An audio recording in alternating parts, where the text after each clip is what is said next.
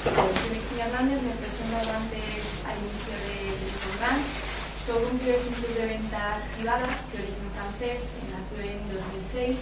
Nuestro modelo de negocio es el de las flash sales, ventas que tienen un periodo determinado, normalmente están entre 3 y 5 días, y ofrecemos marcas nacionales e internacionales con descuentos que llegan hasta el 70%. Estamos presentes en 8 países, todos europeos, y ahora estamos muy centralizados en mobile, que me imagino que luego hablaremos un poco de esto. Como os dije antes, trabajo en Shop-Ventus. Por si no lo conocéis, Shop-Ventus es un grupo que incluye 5 verticales especializados en venta flash: Mimove, Mamuki, Molet, Maddi y Spirit. Cada uno de ellos especializado en decoración, productos infantiles, moda femenina y masculina y gourmet.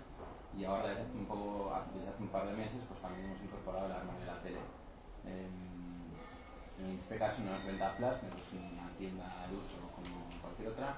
Y pues nada, también este año veremos mucha parte de mobile, que igual como vosotros es una de las apuestas. Es que hoy justamente publicábamos que habéis lanzado vuestras aplicaciones. Sí, hoy empezamos un poco a darles vida, más que publicarlas, que ya estaban un poco en modo test desde hace unos meses. Hoy empezamos a darles vida. Pero luego comentaremos. Buenos días, mi nombre es Vincent Rosso, soy el cofundador de BlaBlaCar en España. Lo conocí hace 5 años en base a la matriz francesa, y digamos ahora BlaBlaCar está presente en 14 países. India ha sido el último país que lanzamos hace un mes, y vamos creciendo mucho. Contamos con 10 millones de usuarios en Europa y 2 millones de personas que usan BlaBlaCar para compartir sus viajes en coche con otras personas. Cada mes. BlaBlaCar es una red social P2P, es decir, poner en contacto personas con personas para hacer una actividad. En este caso el valor es que puedan viajar juntos en el mismo coche para reducir costes.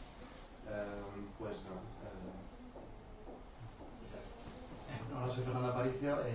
Como empresa represento a Amos Consulting, es una empresa especializada en la provisión de servicios digitales, en oferta integral para empresas que desarrollan canales on. Hemos hecho más de 30 implementaciones en proyectos de prácticamente de 10-12 sectores diferentes, y a nivel tanto pequeñas startups o pequeñas pymes que desarrollan un canal digital, como grandes empresas que se plantean sobre todo la internacionalización o cómo digital ayuda a la internacionalización.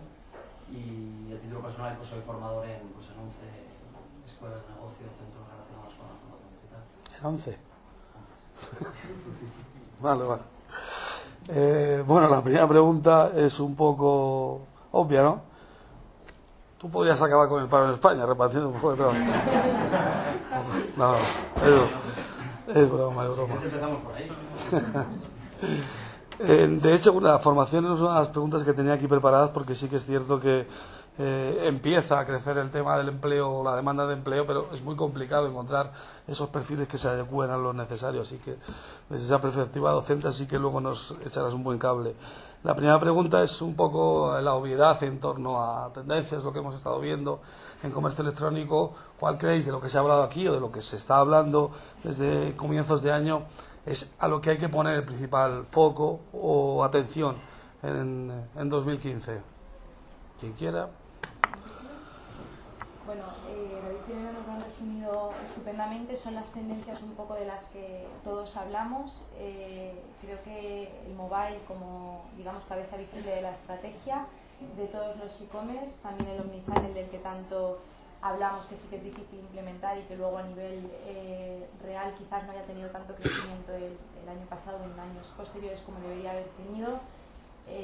Yo creo que también que el usuario esté un poco en el centro de la estrategia, que la oferta esté mucho más personalizada, aprovechando todo este Big Data que tenemos, y también un aumento de la competitividad entre empresas. En el caso específico de Showroom Privé, por ejemplo, la tendencia para este 2015 es sin duda mobile. Nosotros cerramos el año pasado con una facturación de 480 millones de euros, de los cuales 45% ya provienen de mobile, y tenemos un 60% del tráfico. Entonces casi todos nuestros recursos, o mucha parte de nuestros recursos y nuestra energía está focalizada en seguir mejorando la aplicación móvil y en crecer un poco enfocados en este camino, digamos. Bueno, yo no quiero ser muy repetitivo, porque al final las tendencias yo creo que más o menos coinciden en nuestros dos canales. El tema mobile sin duda se lleva hablando mucho tiempo, quizás 2015 es año de la consolidación de todo el canal mobile, año en el que yo creo que la mayor parte de los players van a hacer una apuesta fuerte, no solamente como un canal secundario de búsqueda, sino también como un canal en el que probablemente empecemos a ver como canal de captación de nuevos clientes, ¿no? Y un canal que va a impulsar mucho la fidelización también, ¿no? El tema de multicanalidad en mi channel también va a ser una tendencia, y esto tendrá que de alguna manera conjuntarse con todo el tema de entender al cliente como cliente único dentro de todos los canales, no solo de los canales sino también dispositivos, y en nuestro caso personal también verticales, ¿no? Al final son 6 verticales diferentes, pero también el cliente interactúa entre los 6 diferentes, ¿no? Es un poco práctica también dentro de nuestra naturaleza. Todos los temas de Big Data, todo este reto de analizar toda la cantidad de datos que tenemos para aplicarlos al cliente, sin duda también va a estar presente, y aplicado pues a ISO Ventus, pues sobre todo a Costa Mobile. Como hemos dicho, es el año en el que vamos a invertir muchos esfuerzos en que se conviertan en los canales principales. Bueno, lo mismo, confirmo lo que acaban de decir sobre la red mobile, y más propio al sector P2P, que también se podría decir pues economía colaborativa, relaciones entre personas. Efectivamente, el crecimiento que hemos podido ver estos últimos años, que vamos viendo crecer cada año más fuerte, pues creamos que en 2015 se va a confirmar la tendencia de crecimiento, por supuesto, incluso superar. La gasolina de esa economía colaborativa, realmente detrás de ella es un cambio de paradigma, es decir, que un comportamiento no de compra, porque en este caso la compra no existe en el fondo, es un acto de puesta en contacto con otras personas, pero esa puesta en contacto, esa interacción existe gracias al hecho claramente del producto tecnológico que conocemos como smartphone, internet, etc. Pero sobre todo sobre la reputación online. La reputación online que conocimos hace 10 años con eBay, que fue como la primera vez que se daba una nota sobre una persona, una de las primeras veces, y también pues después con TripAdvisor, donde se puede dar pues opiniones sobre negocios, opiniones por todo tipo de productos, canales de ventas, etc. En el caso de la economía P2P, efectivamente vemos que la reputación es fundamental, porque es lo que se evalúa ahí no es un producto ni un servicio, sino una persona. Y entonces eso, en el fondo, cómo te comportas dentro de una economía P2P, en una red como BlaBlaCar, Airbnb o otras, al final, pues la suma de todo eso te puede definir como cuál es tu perfil de persona, ¿no? Persona que podría ser mañana pues, otro tipo de consumidor. Creamos que la reputación online se va a ir mejorando, se va a amplificar y quizás también agregando para que haya una nota de perfil de persona, de comportamiento ético, comportamiento responsable, que permita pues, crear otras marcas de valor y otras pautas de valor. Quizás no en 2015, quizás más adelante, 2016, 2017. Un poco por no repetir las cosas que ya, porque evidentemente móvil, etcétera, pero quizás creo que es el año en que las empresas se den cuenta de que esto va en serio, que se digitalizan o mueren, y estamos en un entorno quizás un poquito nicho de e-commerce donde hay pues, un colectivo de no más de 3.000, 4.000 empresas, realmente no hay, ojalá hubiera datos estadísticos al respecto, y el problema es que pues, prácticamente 20 empresas agrupan el 60% de lo que se ve en España, ¿no? Yo creo que es un problema. Es decir, la empresa sigue siendo una empresa comparativamente pequeña, sobre todo si nos comparamos con empresas más grandes, ¿no? o con países con un mayor recorrido en digital. Y entonces yo creo que es un año quizás de que los dueños y directores de las empresas se den cuenta de que bueno, pues esto tiene que ser una apuesta real, una apuesta por un equipo profesional, un equipo formado, porque de otro modo la competencia ya no viene del entorno local, sino viene de cualquier lugar del mundo, empezando por los propios chinos, que son de donde empieza la cadena de valor. Parece que se nos olvida, hablamos de un entorno local cuando al final toda la fabricación viene, cualquier producto es de China, entonces ellos tienen la misma herramienta que utilizamos nosotros para venderlo utilizan ellos, por lo cual a nivel de país pues tenemos un problema. Y al hilo de esto, pues el hecho de que cuando establezco un tipo de estrategia digital, una empresa se plantea vender en internet, pues se lo plantea con un alcance internacional, por aquello de aquí tengo 15, 16 millones de compradores, si solo voy a Europa pues ya tengo más de 300, ¿no? Como mínimo en el entorno europeo, pues, más que nada por tener un entorno legal más o menos armonizado. Sí, sin duda la internacionalización también es otra de las tendencias. De hecho, Vincent nos lo decía, ¿no?, al principio de su presentación, estáis en 14 países. BlaBlaCar, ¿cómo es la experiencia y cómo son los diferentes mercados, ¿no? Y sobre todo cómo se va abriendo a esa velocidad en diferentes países? ¿Cómo es esa experiencia? Pues para nosotros la internalización es una apuesta casi de vida o muerte, porque en el fondo en ese momento cuando BlaBlaCar va a tener realmente pues una atracción muy fuerte en Francia, España, incluso Italia, Alemania, donde estamos también. Si no apuestas por una internalización casi global, y por eso también la última ronda de capital que tuvimos el año pasado, en junio, para que seamos un operador global, esa apuesta a vida o muerte, pues en internet es la que hay, y sobre todo pues, si no de momento no hay un competidor americano como tal, como siempre lo hay, que incluso lo hay antes que realmente saliera una empresa similar en Europa o otra parte del mundo, pues, que para nosotros era una oportunidad realmente de ser un operador global muy rápidamente.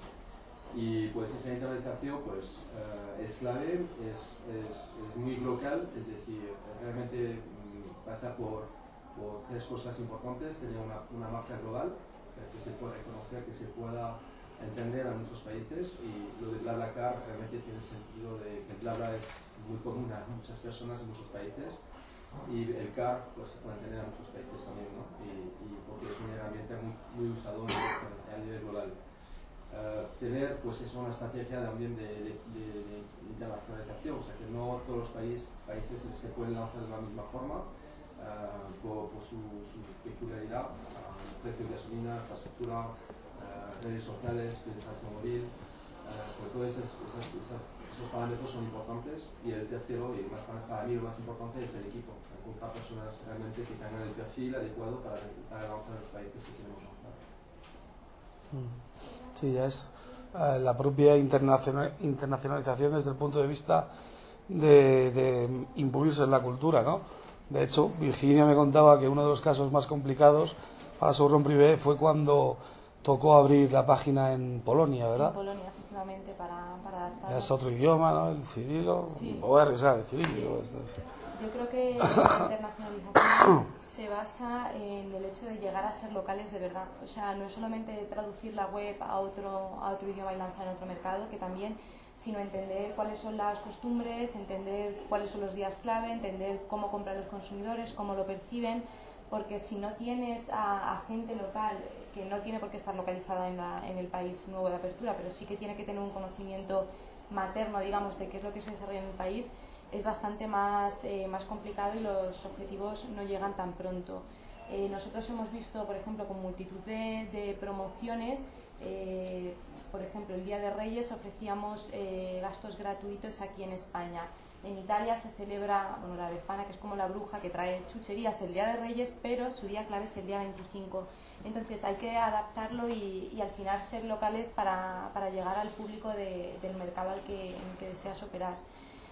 Nosotros estamos en 8 países, España fue el primer país de internacionalización en 2010 y ahora estamos en pleno lanzamiento de una web multicurrency en inglés para llegar a 127 países, que nos va a permitir pues también testar otros nuevos territorios para ver si es interesante ampliar más el mercado. Y bueno, en Europa seguimos con interés los mercados escandinavos y sí que tendremos aperturas posteriores, pero siempre intentamos hacerlo con calidad y de una manera local. En España, por ejemplo, abrimos oficina.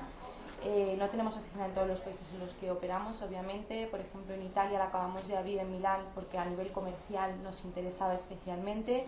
No es que haya que invertir recursos físicos en el sentido de tener que crear una filial, pero sí que tener personal local que entienda lo que está pasando en ese país nuevo al que queremos abordar. Anda que si Mariano Rajoy hubiera sido italiano, con eso del día de las chuches, Me hubiera encantado. y de dos empresas francesas que se internacionalizan a una empresa española que el primer país casi siempre donde pone el punto de vista a nivel de internacionalización es Francia, ¿no? Sí, en nuestro caso la internacionalización es un proyecto que está pendiente de estar en todo momento un poco sobrevolando las tomas de decisiones. En nuestro punto de vista está Francia y Portugal en primer lugar.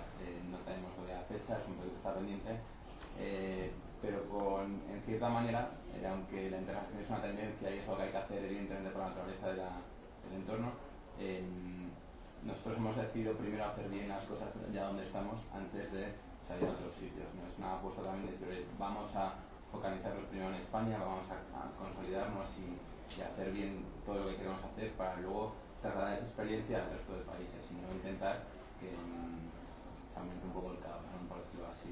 Entonces lo que sí que estamos viendo es la forma más correcta de hacerlo, que todavía es algo que no tenemos muy claro, y viendo pues si es a través de oficinas en cada uno de los países para ofrecer una oferta más local o directamente pues trasladando la experiencia que tenemos nosotros al resto de países. Es un poco el entorno en el que estamos ahora mismo, no tenemos una fecha, tenemos un proyecto en mente, pero todavía está un poco todo en estándar.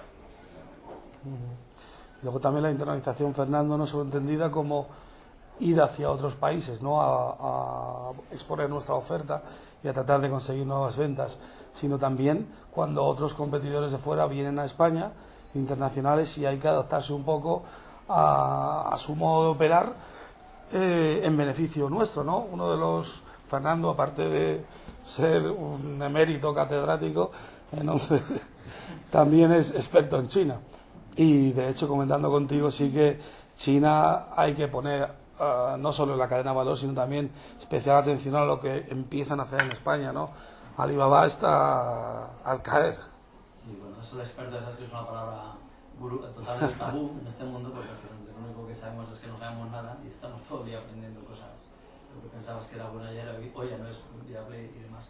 Pero vamos, parece que lo de China no tiene vuelta atrás, y el problema es ese. El problema es que nosotros, que al final asesoramos a empresas soft que lanzan canales on, pues muchas veces no tienen el punto de mira la posibilidad de que un chino puede ser competencia, y que desgraciadamente en un porcentaje altísimo en los casos es así. Entonces, cuando tú ya puedes comprar directamente como consumidor desde cualquier lugar del mundo.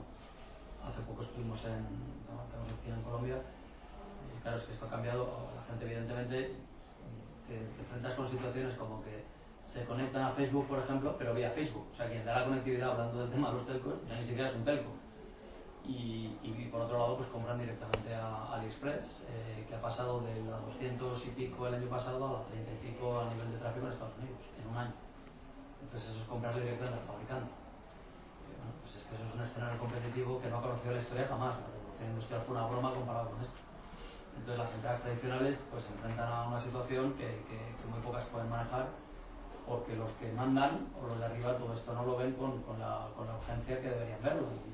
Y eso es obviamente pues una oportunidad para startups, que al final tienen muchas veces el camino fácil, entre comillas, ¿no? Porque los competidores tradicionales no dan señales de vida o no se mueven con la energía y con la agilidad que requiere el mundo digital, ¿no? Y quizás China es el caso más extremo, ¿sí? Porque hablando de móviles, pues hablamos ya de un porcentaje casi del 50% de lo que se vende, pues se vende a través de móviles. De todo poniéndole varios ceros a las cifras españolas, claro, o europeas, ¿no? Sí, decía David al inicio de la jornada que España afortunadamente o desafortunadamente no va a crecer al ritmo que lo venía haciendo tan fuerte estos últimos años, sinónimo un poco de que nos metemos en eso que llaman la madurez del sector, ¿no? En ese sentido, cuando ya se alcanza la madurez, se necesitan otra serie de cosas, ¿no? No solo estrategias de marketing puras y duras para vender, sino también enfocándose un poquito más hacia hacer marca, hacia el branding. No sé cómo estáis vosotros en vuestros casos respectivos apoyándoos o haciendo este tipo de estrategias de cara a esa madurez del mercado. Vamos por ahí. Bueno, en nuestro caso, la verdad que ha sido todo un reto, porque como 2014 fue un año de mucha agitación, casi social, por polémicas, incluso contaminado por toda la comunicación que se hacía alrededor de Uber y tal. Lo de comparte el coche como tal, que es la actividad que se puede definir de lo que hacemos, pues se ha visto contaminada por toda esa polémica, ¿no? Y la gestión que tuvimos que hacer ha sido realmente de explicar por qué nuestro modelo era muy diferente al de Uber y efectivamente el término de BlaBlaCar como marca ha salido bastante beneficiada en ese aspecto, porque apoyándose sobre el histórico y toda la base de usuarios que habíamos conseguido antes, ha podido realmente, hemos comprobado que la propia palabra comercial ha superado el concepto, es decir, que ya estamos realmente hablando y lo vemos en titulares como por ejemplo Podemos lanzar un BlaBlaCar para que la gente pueda ir a su manifestación y no tenemos ninguna vinculación con ellos. El periodista se ha apropiado la palabra comercial para definir el concepto de viajar de forma más inteligente para varias personas. Entonces ahí toda esa gestión nos ha pillado realmente hacerla en muy poco tiempo, protegiendo los cimientos de la marca y los cimientos que definen los valores de la marca. Y bueno, pues estamos aprendiendo también a hacerlo para el futuro, a ver cómo crecemos y hacemos que esto pueda seguir así. Una encuesta desveló que 54% de los internautas conocían a BlaBlaCar como marca, que eso es una cosa increíble cuando la marca no tenía ni siquiera 2 años. Así que es un pequeño milagro, pero que por supuesto trae mucha responsabilidad y es lo que estamos intentando aprender también sobre la marcha, a ver cómo hacemos para hacerlo crecer y para que sea, por supuesto, coherente con nuestros valores. Bueno, nosotros en los 10 años y pico que tenemos de vida más o menos hemos siempre utilizado pues una doble estrategia combinando pues acciones en canales más de branding dentro de los canales digitales con otras campañas más de performance, de respuesta directa. Esa doble acción nos ha ido funcionando bastante bien porque además vemos que se retroalimentan uno con otro, ¿no? Y que si dejas de hacer uno, el otro también baja un poco su efectividad, etc. En 2015, contestando a la pregunta, un poco la novedad es que introducimos el factor televisión.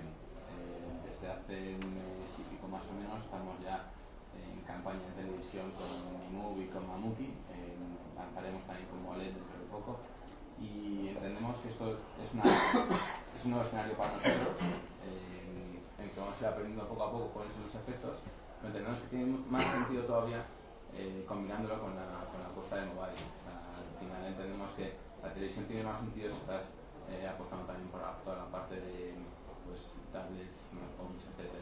Entonces, realmente no sabemos cómo va a funcionar, tenemos nuestros objetivos y nuestras, por decirlo así, pues previsiones, pero lo bueno es que vamos a ir aprendiendo de la mano con ello. Entonces es un poco la doble combinación que vamos a hacer. Continuaremos con la parte digital, con todo lo que estamos haciendo, pero la parte de la tele es el factor nuevo que entramos.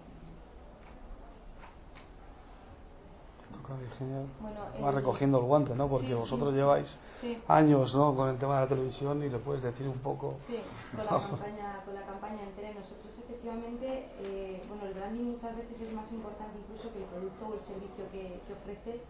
Y en nuestro caso, que trabajamos con 1.600 marcas, lo que transmitimos es branding propio, o sea, el nombre de nuestra marca. Nosotros, en mi caso que trabajo en el departamento de comunicación, pues apostamos por hacer mucho nombre y marca propia, y hace años lanzamos el primer intento de campaña de televisión que nos funcionó muy bien en los países mediterráneos, y el año pasado incluso hicimos un nuevo spot que lo rodamos todo en Argentina, bueno, con una mujer mucho más mediterránea, porque el primero era una mujer un poco con un perfil más francés, y nos ha funcionado excelentemente la campaña de tele. Empezamos en el último cuatrimestre del 2014, en teoría deberíamos haber finalizado en diciembre, pero hemos seguido haciendo campaña de tele y se prevé que siga. Y seguimos abriendo nuevas vías para el branding. Estamos estudiando desarrollar un blog corporativo que nos ayude, en primer lugar, a crear contenido, que esto ayuda siempre con el posicionamiento, con SEO, pero también que sirva un poco de referente para nuestros nuestros usuarios, para nuestros clientes. Más que para vender nuestro libro, que le demos un poco contenidos que realmente les interesen, de tendencia, de moda, de qué es lo que se está llevando, de cómo lo pueden combinar, y que sea un poco un manual de referencia, porque sí que hemos experimentado, hemos visto que en tablet, por ejemplo, la navegación se hace mucho más a modo de revista de moda, para ver un poco los productos, qué es lo que se está llevando, qué ha llegado nuevo. Entonces la idea del blog corporativo sería un poco en esa línea, en línea de contenido. Y hacemos en branding eventos como este, todo tipo de comunicaciones, y sí que apostamos por seguir dando a conocer la marca y posicionándola.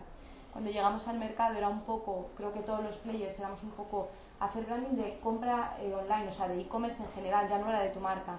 Era un poco evangelizar sobre que era seguro comprar. Lo que comunicábamos todo el rato con los medios es que era seguro comprar en internet, que no había problema en dar los datos de tu tarjeta de crédito y demás. Pero posteriormente sí que ha comenzado pues un poco la guerra de posicionamiento de cada uno en su espacio y con su nicho. Yo tengo más preguntas, pero bueno, no sé si alguien quiere también hacer alguna pregunta o quizás irla pensando para luego.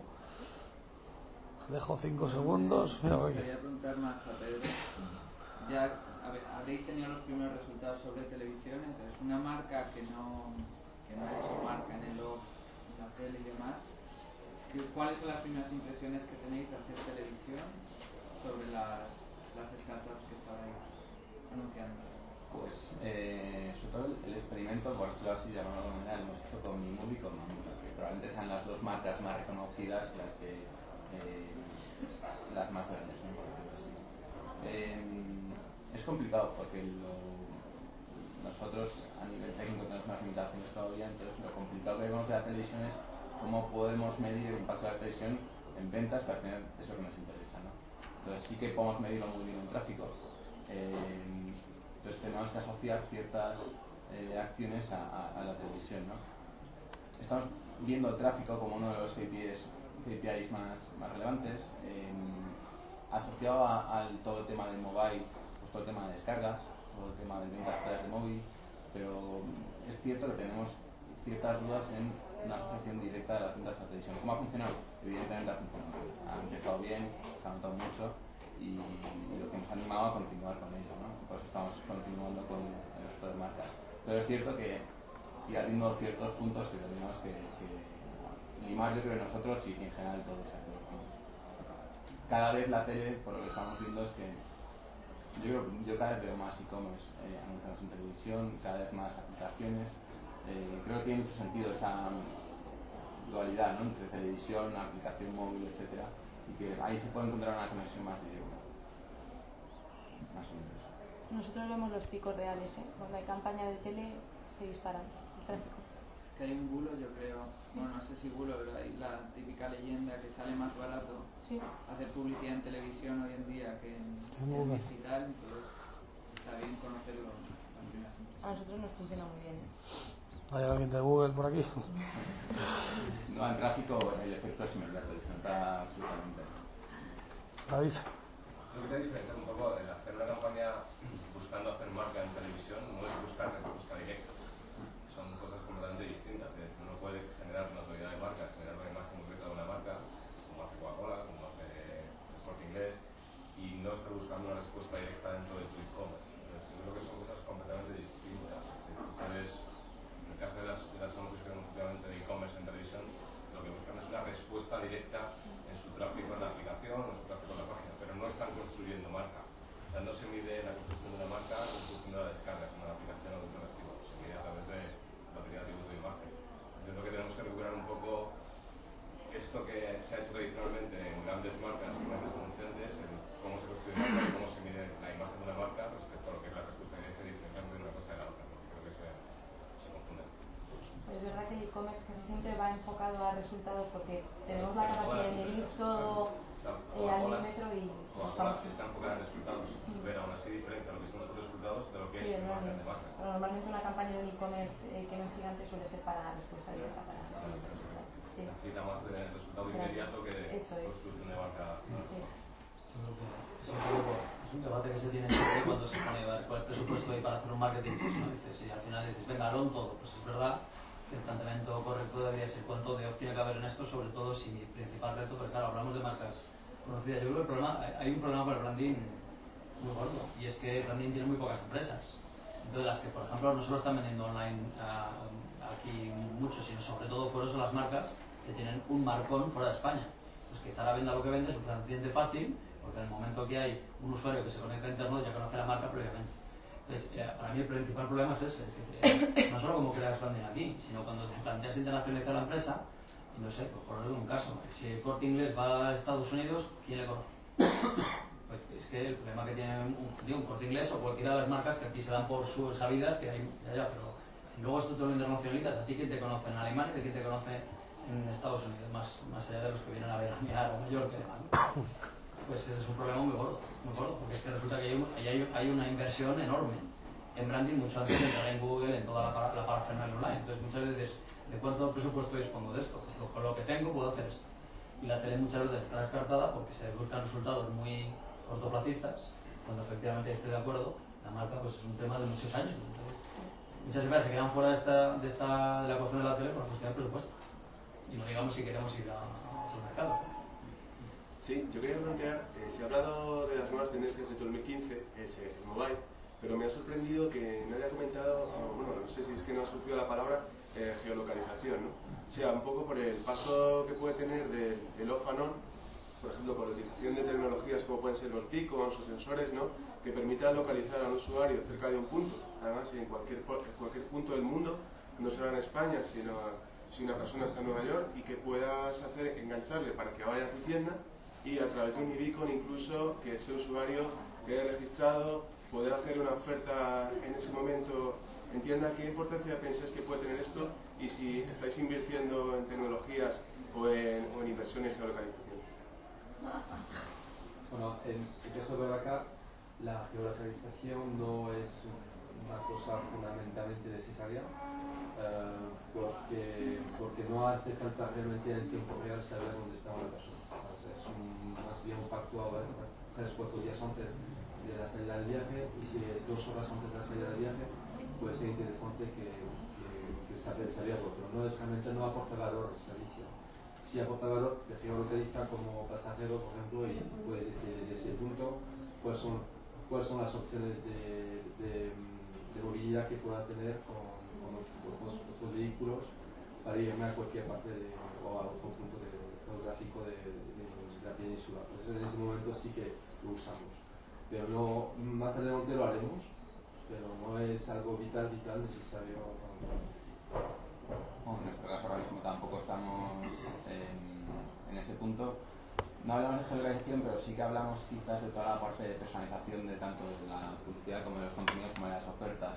Pues un poco puede estar relacionado, ¿no?, de las tendencias este año. Nosotros no a través de la geolocalización, pero sí a través de pues, tanto las ofertas personalizadas a nuestros segmentos de clientes y usuarios y del propio contenido, ¿no?, que sea específico para cada uno. Ahí sí que hay una lucha y hay una pelea en intentar que cada vez la oferta que se le enseña a los diferentes grupos de clientes sea más ad hoc para ellos. Nosotros somos pure player y no hacemos geolocalización como tal a puntos físicos de venta porque no tenemos, pero sí que, por ejemplo, hemos desarrollado una nueva línea de negocio que está muy reciente en Francia, que es Smart Promo, que es en geolocalización con marcas francesas en distritos concretos en los que cuando llegas o estás en el entorno te llega una comunicación para un descuento para redimir físicamente. O sea que sí que se está haciendo, pero no solo un PIB como tal, sino dentro del grupo.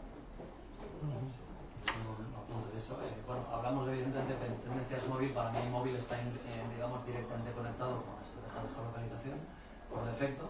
Además es un tema que a lo mejor comentaba con Elena antes, ¿no? Otro, en mi opinión, lo que han dejado pasar muchos bancos es o el sector bancario, la posibilidad de ligar los medios de pago a nuestra estrategia de marketing. Los medios de pago hace mucho que dejaron de ser un mero instrumento para pagar y cobrar, sino que precisamente lo que hace una Apple, lo que hace un Google, lo que hace un PayPal, es decir, no, esto es una excusa para darte una propuesta personalizada a todos los niveles, personalizada en función de tus gustos, de tus aficiones y evidentemente de tu localización física. Con lo cual, juntas el on y el off, digamos un poco por defecto. Problema de al hilo de la tendencia que me he olvidado antes, el gran problema que estamos observando ahora es que hay muchísimos sectores de la población, muchos mercados donde empiezan a estar hasta aquí de la invasión de todo tipo de publicidad móvil, etcétera, etcétera. Entonces, tendencia, todos los elementos que salvaguarden de algún modo la privacidad de los usuarios. ¿Por qué? Pues porque acaban de publicar hoy un informe demoledor sobre Facebook y todas sus estrategias publicitarias, que van por defecto absolutamente en contra de todas las leyes de protección de datos del mundo. Entonces, otra tendencia va a ser cómo congener algo. El propio Google está sufriendo muchísimo con todos los bloqueadores de anuncios, etcétera, etcétera. Es, digamos, una amenaza al sector del marketing móvil y, bueno, móvil, que para mí es móvil online, es exactamente lo mismo. Entonces, en tanto en cuanto las leyes de privacidad están cada vez más alertas a que todo esto sea desmadrado y no hay, realmente hay muy poco control, pues todo lo que sea que los usuarios dispongan de mecanismos para pues tener una libertad de navegación, que no me asalten continuamente, ni de marketing, ni cualquiera de las infinitas estrategias de llegar al usuario, entre ellas la geolocalización, que para muchos usuarios, y hay encuestas en Estados Unidos, que son los apóstoles de aquí vale todo, de que está un poquito hasta aquí, de que esté a 100 metros de Hugo Boss y me lleve un SMS de oferta de Hugo Boss, por eso abro un privado de 800. El problema es que recibo varios. Y dices, ¿esto dónde está el límite? El usuario desconoce todo esto y se está viendo totalmente superado. Sí, parece que vamos hacia el Minority Report, ¿no? De hecho, es que ya existe, como tal. Entonces, al final. Sí, las ciudades se van a llenar de sensores al final, ¿no? Está todo el tema de Internet of Things también, donde vamos a poder estar ultra comunicados con todo tipo de dispositivos y van a saber absolutamente todo de nosotros. Entonces, estoy totalmente de acuerdo. Una de las cosas que no hemos comentado en las charlas, y es una tendencia clarísima, es el tema regulatorio en todos los sectores. O sea, por supuesto, protección de datos. En el tema de medios de pago ya ni os cuento la regulación cómo está yendo hacia que al final el pricing sea mucho más transparente, los comercios puedan generar más margen, los costes para el usuario bajen y que al final todo el tema del frictionless en la parte operativa funcione, pero que los negocios pues estén controlados desde un punto de vista del impacto a nivel personal. Sí, por hablar de la patata caliente de Bruselas, de intentar congeniar, pues por un lado los intereses de la gente que utiliza ahora BlaBlaCar y Uber y por otro lado de los entornos establecidos. Ya que sea taxista y no digamos cómo esto afecta a los bancos y a los telcos. Y nos vamos a divertir. Y bueno, más allá de todas esas palabras, ¿no? Del Big Data, el Social Commerce, que tenemos tan bien conocidas, yo creo que una tendencia en 2015, lo decía antes, va a ser el tema del empleo. Se empieza ya a apostar, vemos que esto va hacia adelante, que cada vez los números y la cuota del online respecto al tradicional va creciendo. Ya hay dinero para contratar, pero no hay quizás tantos profesionales o perfiles, y a lo mejor todos lo habéis sufrido, ¿no? Que no termináis de encontrar la persona con esa formación o qué tal, o que su fichaje es muy, muy complicado, ¿no? No sé, Fernando, tú, por ejemplo, que asesoras a muchas empresas, ¿qué te has encontrado por allí? Bueno, me encuentro que es que no hay ni intención es que no sé ni por dónde empezar, del equipo que necesito, qué tipo de perfiles, etcétera. Yo creo que se puede diferenciar, ahí ya sabéis que puede haber 35 perfiles diferentes, pero así a alto nivel tenemos el perfil técnico, que sigue habiendo una escasez tremenda. Sigue habiendo una clase de programadores a todos los niveles, web, diseño, móvil, etcétera, etcétera. No hay en España, al final, bueno, o hay, pero no hay los suficientes.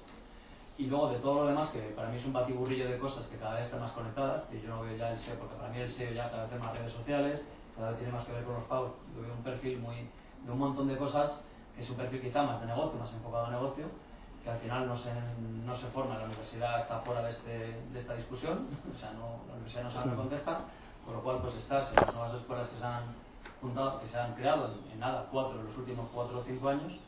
Y luego, por otro lado, está en cuánto le pago. O sea, la parte de remuneración es la parte complicada, porque como la empresa no tiene referencia, pues no sabe ni cuánto pagarle, y efectivamente la escasez hace que los perfiles muy buenos sean muy caros.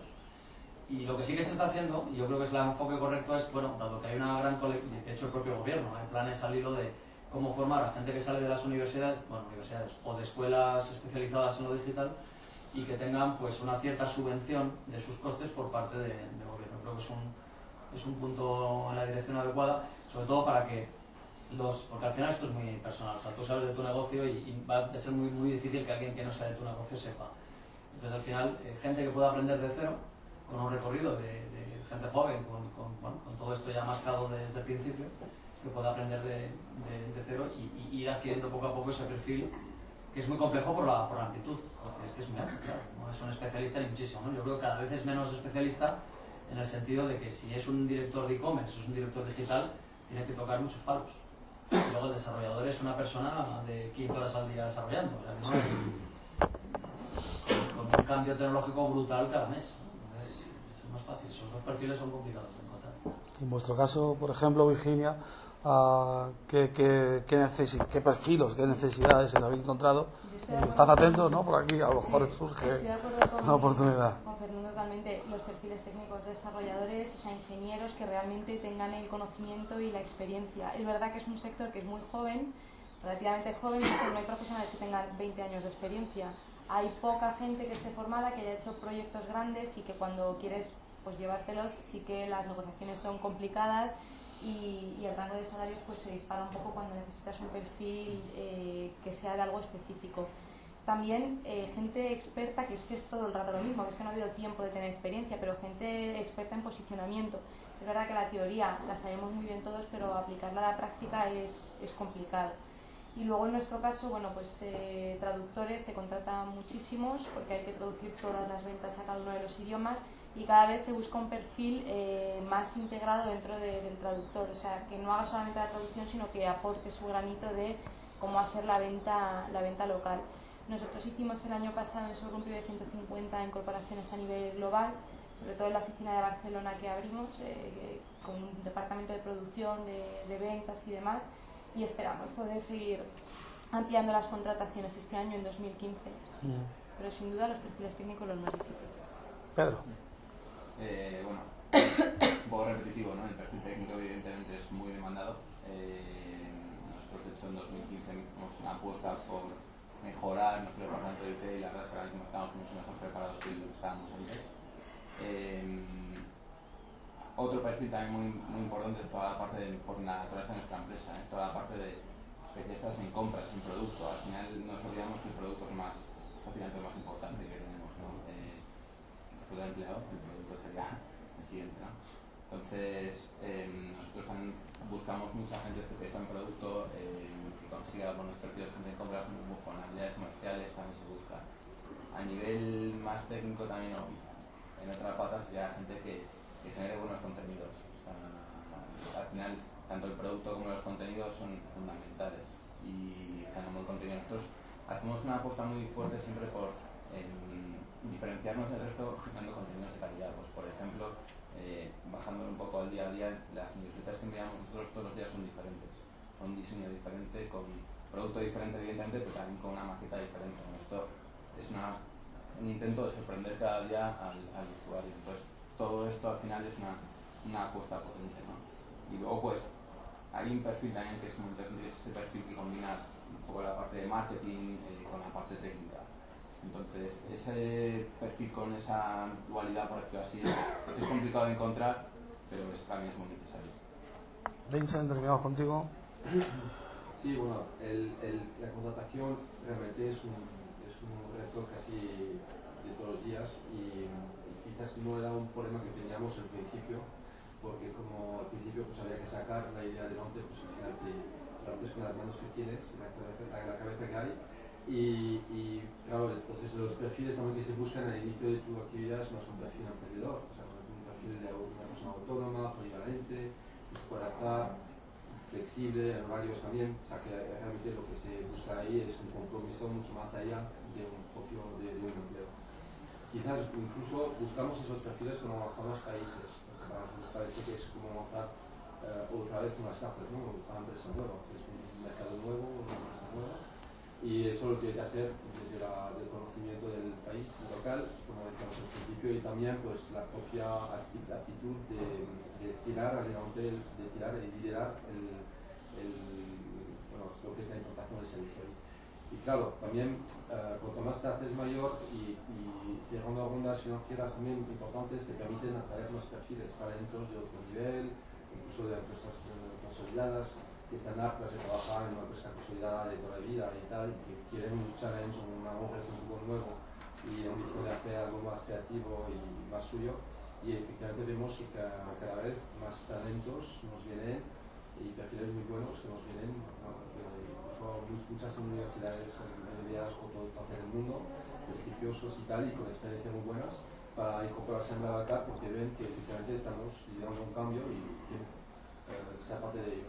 El perfil que sí que nos cuesta mucho encontrar es el perfil de análisis de datos, todo lo que es la parte BI, Business Intelligence, la análisis de qué está pasando en la propia plataforma y cómo aplico esto, cómo aplico el análisis de esos datos en campañas de marketing para poder captar o recuperar o reincentivar, o sea, re-engage otros usuarios o los usuarios que ya tenemos. Entonces ese perfil es complejo para nosotros encontrarlo y no queremos hacer un proceso largo de comparación, un proceso corto de comparación para enamorarnos rápidamente del primer perfil que pasa, sino que tenemos un proceso muy planificado, muy lento, pero que queremos realmente sumar personas con talentos, ganas y motivación. Pero es muy difícil encontrar todo esto. Nos queda un minuto quizás para una pregunta breve, o si preferís ya pasamos arriba a la parte de networking y a hablar con los ponentes tranquilamente. ¿Alguna pregunta rápida? ¿Alguien en concreto? Damos por concluido, porque lo que estáis oliendo es babuino macho sobre el lecho de nenúfar. Así que por nuestra parte nada más, invitaros ahora a la parte de arriba donde vamos a ofrecer un pequeño ágape y gracias por venir, espero que lo hayáis pasado bien y sobre todo hayáis aprendido un poco con todos los ponentes de hoy. Muchas gracias.